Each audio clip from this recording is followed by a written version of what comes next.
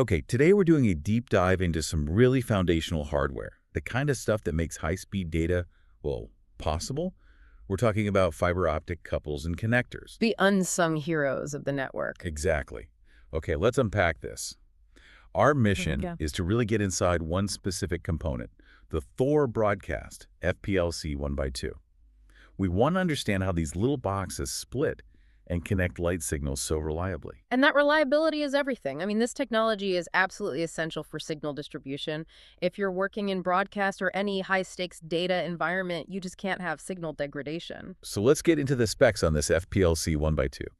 The name itself tells you a lot. It's a 1x2 optical splitter. Right. One input, two outputs. But the really interesting part is the PLC. That's the key. PLC stands for planar light wave circuit. This isn't just, a simple piece of glass splitting a beam. It's basically a microchip for light. It's built with the same kind of precision lithography, which is why it's so efficient at guiding the signal. And speaking of efficiency, the sources give us a hard number on performance. The insertion loss is 4 dB. Okay, and that 4 dB figure, it's so crucial. You need to understand that's a loss of roughly 60% of the signal's power right at that split. Wow, 60%. Yeah. And that single fact really defines the whole challenge of fiber networking. It's a constant battle to manage that power loss across the entire system. And to do that, you need a solid physical connection.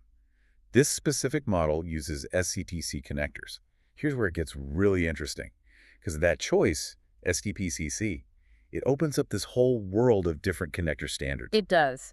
The A in APC is the first clue. It means angled physical contact. The tip of the fiber, the ferrule, it's polished at an 8-degree angle. And why do that? To stop back reflection. It's like digital noise, light bouncing back down the fiber into the source. For something like high-speed video, that's a signal killer. The angle makes any reflected light bounce away out of the core. So even the polish on the connector tip is a critical design choice. Absolutely. Okay, so let's break down the 4 big connector types you see out there. Start with the most common ones for density. The LC connector. That's the little one, right? Yeah, the tiny one. It has a 1.25 millimeter ferrule. Half the size of the others, which is why you see it crammed into server racks. Exactly. It's all about density. Then you have the SC connector. It's also a snap-in, but with the classic larger 2.5 millimeter ferrule. So it's a bit easier to handle, good for quick patching. Right, but there's a trade-off. That tiny LC connector, it's kind of fragile. It can be really fiddly to work with in the field. So if you need something more robust. Then you move to the locking connectors. Take the ST connector. It doesn't snap in. It uses a bayonet twist lock. Ah, so it's much more secure against vibration or someone pulling the cable. A huge deal in, say, a mobile broadcast rack. Okay. And then you have the real heavy hitter, the FC connector. The screw-on type. The most secure connection you can get, but honestly, you're seeing it less and less. Why is that? Speed.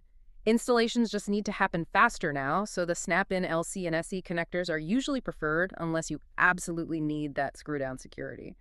So what does this all mean? It means that getting that pristine HD video signal isn't just about the fiber itself.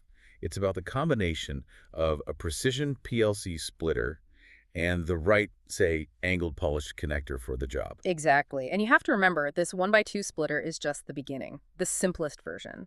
The sources mention that these systems can scale up to 1x32 or even 1x64 couplers. Distributing one signal to dozens of different endpoints. Yeah. So let's leave you with a final thought on that.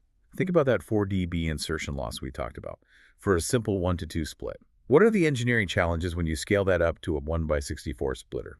If every single split introduces more loss, how in the world do engineers manage that massive cumulative signal degradation across dozens of outputs and still deliver a perfect signal at the end? That's the real puzzle, isn't it?